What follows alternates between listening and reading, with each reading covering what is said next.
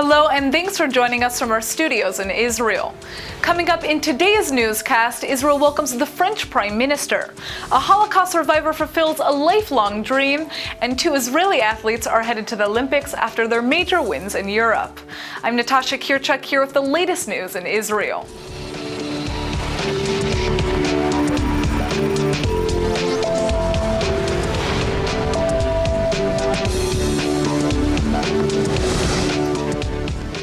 The Israeli Prime Minister says that Israel will continue to pursue peace with the Palestinians, despite major changes in the current government coalition.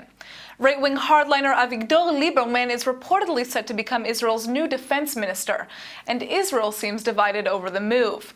But Prime Minister Netanyahu says widening the government coalition should be the country's main concern. ממשלה רחבה ככל האפשר, זה הדבר החשוב ביותר למדינת ישראל. אנחנו בעיצומם של מהלכים להרחבת הממשלה. The Israeli leader also said that widening the government will not interfere with working towards a peace process. אני חושב שהקואליציה הרחבה יותר תעזור לנו לעמוד באתגרים רבים מולנו וגם לנצל הזדמנויות. אני רוצה להבהיר שהממשלה הרחבה תמשיך לחתור לתהליך מדיני עם הפלסטינים ונעשה זאת תוך כדי הסתייעות בגורמים באזור. The leader of the opposition, Isaac Herzog, marked the negotiations over the new coalition as a historic opportunity to bring peace to the region. Yet now that the Yisrael Beitenu party has joined, Herzog released an official announcement today saying the door is closed when it comes to the Zionist Union becoming part of the coalition. Defense Minister Moshe Ya'alon resigned from the Defense Ministry on Friday, and many have demonstrated concern that his replacement will impede peace talks. The Defense Ministry is responsible for running civil affairs in the West Bank, where there's a lot of friction between Palestinians and Israeli settlers. The Israeli Prime Minister's calls that Israel will continue working towards peace comes just as the Prime Minister of France is visiting Israel, in a reported effort to push forward peace talks with the Palestinians. The French Prime Minister Manuel Valls is visiting Israel in an apparent attempt to revive peace talks between the Israelis and the Palestinians. Yet ahead of his talks with political leaders, Valls had some important business and pleasure to attend to in the Jewish state. On the business side, Valls cut the ribbon inaugurating the largest solar plant in Israel. The Zmarot solar plant in Ashkelon is funded and operated by the French company EDF, Énergies Nouvelles Israël, which also plans to expand into the field of wind energy in the coming years. Cette inauguration va au-delà du projet industriel. Il s'agit, Monsieur le Ministre, de concrétiser en effet un projet politique tourné vers l'efficacité énergétique et le développement durable. C'est le fruit aussi, ces réussites, d'un partenariat entre nos deux pays. Israël et la France ont su à nouveau montrer ce qu'elles peuvent ensemble lorsqu'elles unissent leurs forces. For pleasure, Valls met with former Israeli President Shimon Peres and received the George Wise Medal from Tel Aviv University, which recognized his long-standing friendship with Israel. Valls spoke of the special relationship between France and the Holy Land. C'est avec une grande joie, beaucoup d'honneur, une véritable émotion que je reçois évidemment cette médaille George Wise et que je suis parmi vous. C'est un nom prestigieux, celui du premier président de l'université de Tel Aviv. Des valeurs au fond qui doivent guider plus encore la relation entre nos deux pays, Israël et la France. Deux pays amis qui ont tant en commun. Ils partagent cette chance historique, mais aussi cette lourde tâche qui pèse sur leurs épaules de parler d'une certaine manière au monde entier. C'est ça qui fait cette relation spécifique entre Israël et la France. The French Prime Minister also visited the graves of French victims of terror attacks on a Jewish supermarket and school. Valls traveled to Jerusalem Cemetery this morning to pay his respects. The French leader is scheduled to meet with the Israeli Prime Minister later today, and during his visit to the region he will also be meeting with Palestinian leaders. France has been pushing hard to get Israel to agree to taking part in a French initiative to broker a two-state deal. While the Israeli government has objected to the plan, they haven't boycotted a conference on June 3rd to set out a framework for fresh negotiations. Netanyahu has, however, made it clear that Israel is only interested in directly negotiating with the Palestinians. Sara Tzur from the Times of Israel is one of the most popular English-language bloggers in the Holy Land, and she has thousands of followers from all over the world. Readers love her clever and touching stories about her life in Israel, but lately she's become increasingly provocative, and many of her followers are starting to turn on her. ILTV's Steve Leibowitz sat down with her for the scoop on her situation. I think some still love me, and I think some people love to hate me. I think that over the last few years I've been very concerned with some of the trends I'm seeing in Israel, and I've become more outspoken about that. It was hard at first. It's scary to look at the country that you love so much and really examine its flaws and then speak about it publicly, but that's what I've been doing. And for many people, I think it's challenging, especially when, for many, it comes out of the blue, since what I'd been writing about previously, stories about my kids, experiences on the bus from Ramla to Jerusalem, moments in a cafe or the shuk that were all relatable and lovely and certainly very true for the Israel that I see and that I love. But now I'm still doing that, but also pushing back a little on the things that I wish were different about this country.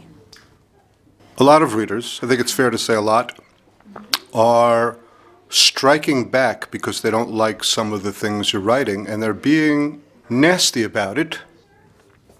Well, some are being absolutely critical, but lovely in their criticism. And what I mean by that is, I think, look, I'm writing things that are provocative. I know that, and I'm not shouting this out into a vacuum. I know I'm not writing for only an audience that agrees with me, and what's the point of doing that? I welcome the give and take, and there have been times when people have challenged my opinions, things that I really felt, and helped me either articulate them better in a way where I felt them even more strongly, or where I realized that maybe I wasn't looking at the whole issue, and I wasn't being as nuanced as I'd like to be. And nuance is something that's important to me, but I'm also emotional, and I feel deeply.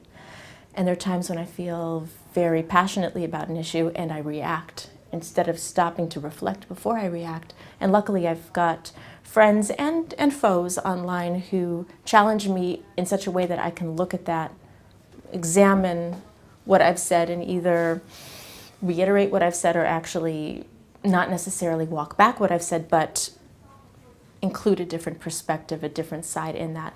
And then there are people who are just outright awful, mean, nasty, vulgar, sexist. I mean, deep misogyny shows up in these comments, and they're not just men who make misogynistic comments. In fact, the worst tend to come from women who criticize the way I dress, the way I am in the world, who take issue with the fact that I write about my kids and about my life here. They don't like that I'm divorced and open about that. They don't like these things about me, which are part of who I am, and I invite them not to read. There are those of your readers that are so angry about your writing that they're going after you. You've been called Hitler. All right. Good thing I shaved my mustache for the interview. People will say things, and what's distressing is Mark Twain said that a lie can get halfway around the world before the truth even gets its shoes on. And it's frustrating to me that I keep having to say that I love Israel, that I'm here, I'm living every day here, I'm raising my children here, and if that's not an act of love and patriotism, I don't know what is. But you're a word craftsman. I mean, you're a good writer. Is there a book in there? Yes, seems to be something in the works. That's it? That's all I can say. I'm really excited about it, and really hopeful that it'll happen, and I hope I'll be able to speak more to that sometime very, very soon. Sara Tzur, new media editor for the Times of Israel. Thank you so much for being with us at ILTV. Thanks for having me. It's great to see you. A Holocaust survivor has fulfilled a touching lifelong dream. 89-year-old Hermina Hirsch always wanted to sing the national anthem at a Major League Baseball game, and she finally had the chance to do so on Saturday. Hirsch was born in Czechoslovakia and lived through several Nazi death camps from 1944 to 1945. She was liberated in January of 1945 at the age of 17 and eventually immigrated to the United States. The survivor has reportedly been a fan of the Detroit Tigers baseball team since 1953, and she's long had the dream to sing at one of their games. On Saturday, Hirsch finally belted out the Star-Spangled Banner at a baseball game between the Detroit Tigers and Tampa Bay. When asked if she was nervous to sing in front of thousands of baseball fans, she said that if she could live through a concentration camp, it couldn't be that bad. Hirsch has been singing the national anthem for years during meetings with Holocaust survivors from the Detroit area. But she says she didn't want to die before she had the chance to sing at a baseball game. By the dawn's early light, but so proudly we hail at the twilight's last gleaming. In its short history, Israel has experienced a lot and struggled to find its identity as a Jewish state with a melting pot of so many Jews from around the world. The Zionist movement played a huge role in establishing the state, but even within that movement, there are several different interpretations of how it should be implemented. Yossi Achimeir recently spoke at a conference about his father, who's a founder of the Zionist revisionist movement, and he's here to tell us more. Thanks for coming in. Thank you.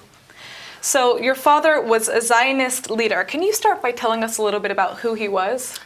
My late father was a Jewish intellectual, historian, journalist, publicist, writer, author, historiosoph, everything in intellectual life.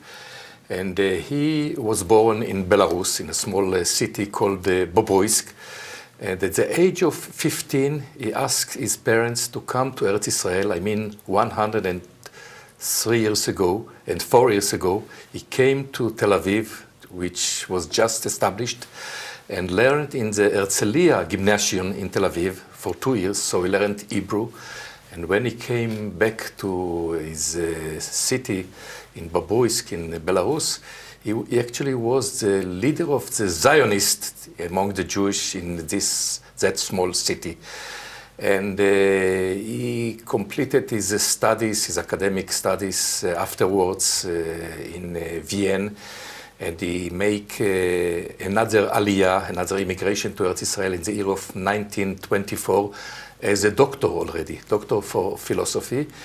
And he dedicated himself to make Zionism not just as an idea, but as a reality.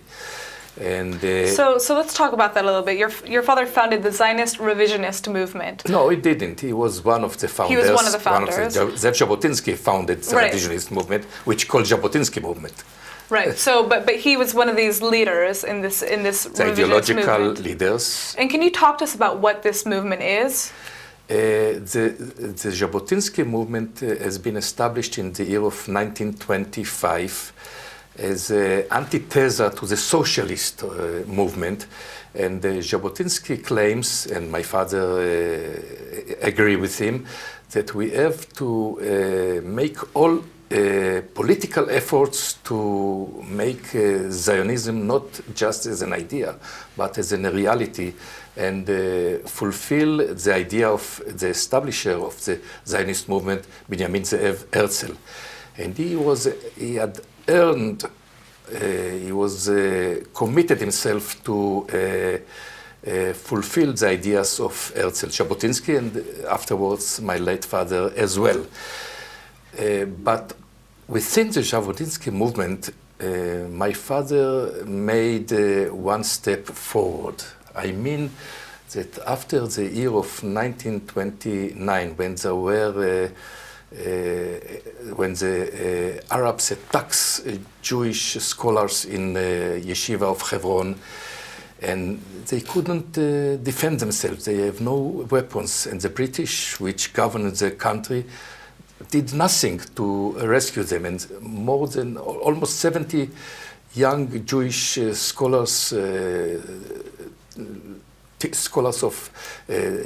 Hebron were murdered.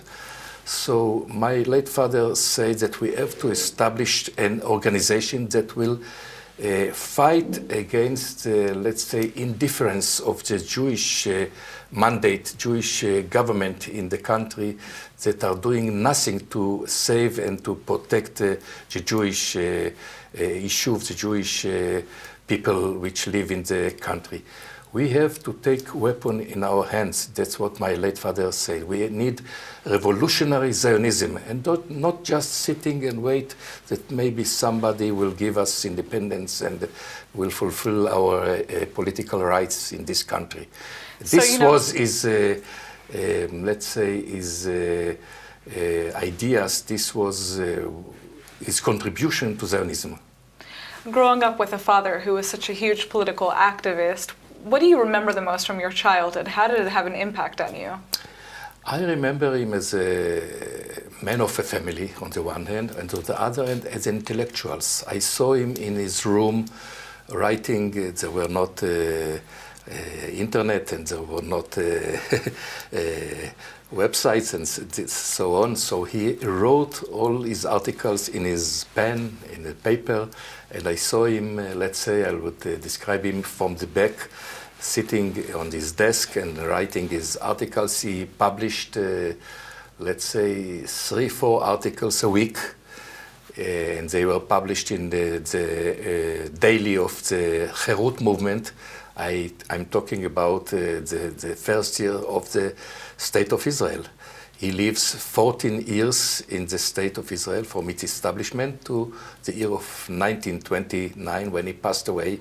I was 19 years old. I served in the army when I was told that my father died. But I remember him writing, reading, thinking, and that's had a big influence on you. I mean, you just went to Belarus right now for a conference, correct? Yes, it was a great experience. I mean, he dreamt, my father, who was extreme anti-communist on the one hand, and he knew that the communist authorities will not let him go to the USSR on the one hand. On the other hand, he dreamt to come, maybe once in the future I'll come back to my city where I was born, when I grew up, Bobruisk, and I met against the landscape that I remember and I am yearning for. And he didn't, of course he didn't, and he writes stories and memoirs about his childhood. And last week, me, my great sister and my great brother have the opportunity to come in his footprints, in his follow him and visit the places, the street, the river, the landscape, the fields where he used to live and to play when he was a very young boy. And it was really very excited. So finally, for those who want to learn more about the Zionist revisionist movement, where can they find more information? Well, we published many volumes of his writings. Of course, all of them are in Hebrew. There is one book in Russian.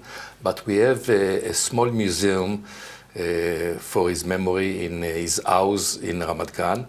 And besides, we have a website, a very rich website. Part of it is in English, beitaba.com. Everyone can find it easily. And there is much information about him, photos, documents, articles. And we're developing, of course, this website to make it more wide, more rich, and to let the public, those who are interested in Zionism and Zionistic figures like my late father, to know more about it. Great. Well, thank you so much for coming in. It was great to hear the story. Thank you for the opportunity. If you're looking for some new swimming champs to cheer for in the Rio Olympics now that Michael Phelps has retired, look no further. 2 Israeli swimmers have just taken home silver medals at the European Championships, and they're already getting ready for the Rio Olympics. The Israeli delegation to the European Swimming Championships is returning home to Israel with 2 medals today after a successful run in London. Last week, Gal Nevo earned Israel's first silver medal in the 200-meter individual medley final. It wasn't Nevo's first win in Europe either. The 28-year-old has already won 7 medals from the European Short Course Championships. Israeli Yaakov Tumalkin also won big at the European Championships, earning a silver medal in the 200-meter backstroke final. The 24-year-old swimmer has high hopes for the Rio Olympics. Both Nevo and Tumarkin have already booked their places at the Olympics, so you can expect to see both of them representing Israel this summer. It's officially beach season in Tel Aviv, and Israelis are already heading to Israel's shores to soak up some sun and enjoy the warm weather. ILTV's Denise Wood headed over to one of Tel Aviv's most famous beaches to take a look at its history. Israel's known for its beautiful beaches, and beach season has officially started in Tel Aviv. We're here to look at one of Israel's most historic beaches and tell you what exactly makes it so special. Tel Aviv's Metzitzim Beach is one of the city's most famous, and not only for the actual sand. Besides being a beautiful beach, it's also known for being a place for friends to hang out, play games, and talk. Not only that, but it's one of the oldest beaches in the city. מציצים זה היסטוריה, זה פה, אתה יודעת, כל מי שגר בסביבה, והכל, הרבה אנשים יצאו מפה, כמו דוגמה, אורי זוהר והכל, היינו באים ומשבחים אותו תמיד. Of course, when I was a little girl, and my father also used to come here many times. It's a part of the history of Tel Aviv, this place. I think it's 50, 60 years ago. Many people used to come here. It was very famous. It was one, I think, one of the oldest one, and it was developed, and all people come. And of course, the port wasn't here, and all these buildings. So it was really isolated, and it was nice. While the beach is certainly popular with people who grew up in the area, it's actually a well-known spot for all Israelis because of a popular movie that was made about it. The comedy captures the spirit of the Israelis who frequent the beach and is filled with fun, games, and lots of laughter. And the best part is, it's based off the experiences of actual people who used to frequent the beach. של אורי זוהר, איפשהו, אתה יודע, אתה יושב פה עם אנשים ומדבר, אתה יודע, הכל נדמה לי המציל, אם אני לא טועה לסרט. נורא נחמד היה, כן. עם החברות שלו, ואנחנו תמיד היינו הגרופי שלו, אז נחמד מאוד היה. Because many famous artists and old people from the Tel Aviv, from the history of Tel Aviv, used to come here. Yeah, it's the part of the history of Tel Aviv. While the Metzitzim Beach is known for its history, it's still got a lot to offer for modern-day beachgoers. Tel Aviv has made a big effort to build new areas at the beach and keep it clean for all of its visitors. Many Israelis who came to the beach as children say they still love coming to visit it today. עם חבר'ה, מה זה, החוף פה, תראי, זה מקסים, שמו מצילים בזמננו, לא מי יודע היה, אבל היה נחמד פה. תמיד נקי פה, מסודר פה, אין מאוד יפה פה, החופים יפים מאוד. Much more touristic. I mean, tourist Israeli like me that was born not here anymore. Touristic because it's a touristic area, all these hotels, and all people, of course, the pensioner they still come here. But it's very clean and nice, and I'm here on my way to my yoga. For those of you who are wondering what there is to do at the Metzitzim Beach or other beaches in Tel Aviv, there's definitely enough to keep you busy. Visitors love to paddleboard, swim, and play volleyball. And you can find people enjoying the sun every day of the week. And for those of you who would prefer to pick up a book and read, don't worry, that's also an option. Tel Aviv has started placing book carts at beaches around the city, and visitors can grab a free book to read and return it when they're done. עיריית תל אביב שמה קרונות של ספרים, אנשים לוקחים, יושבים, קוראים, מחזירים, מחליפים. Now that the summer beach season has officially started in Tel Aviv, you can expect to see more and more people at the city's beaches. Whether it's to try out a new sport, cool down in the water, or just relax with friends, there's something in Israel's beaches for everyone. This is Denise Wood for ILTV. And now for our Hebrew word of the day. There's nothing like fulfilling a lifelong dream, whether or not it happens to be singing at a national baseball game or qualifying to compete in the Olympics. So today's word is chalom, which means dream in Hebrew. For most people, a chalom is a wonderful escape from the world, a place where everything and anything you want can happen. That's probably why Israelis like to use the word chalomi, or dreamy, to describe things that they really like. If your Israeli friend takes a bite out of her ice cream and says, "Eze chalomi," or "how dreamy," that ice cream probably tastes real good. So good, in fact, it might seem out of this world. After all, there really is nothing like a chalom matok, or a sweet dream, to help you start off the next morning in a positive way. Let's go ahead and take a look at the weather forecast. The hot weather is finally cooling down a bit. Tomorrow is expected to be 75 degrees with some light rain showers in the morning. The sun should come out again on Wednesday with a high of 77. All right, everybody, that's it for today's news. Today's exchange rate is 3.88 shekels to the American dollar. Remember to sign up for our daily newsletter at iltv.tv, and don't forget to check out our next update at 8 p.m. Eastern Time. Thanks for watching, and we'll see you tonight.